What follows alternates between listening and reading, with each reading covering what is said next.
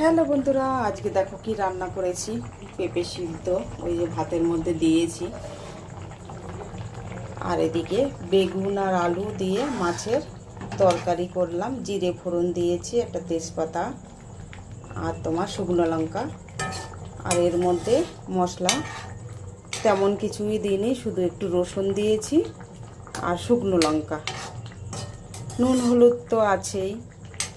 আর এখন নামানোর আগে আমার তরকারিটা হয়ে গেছে, আমি একটু গরম মশলা, এর মধ্যে জিরের গুঁড়োও আছে, গরম মশলাও আছে, একবারে করা আছে, এটা ছড়িয়ে দেব।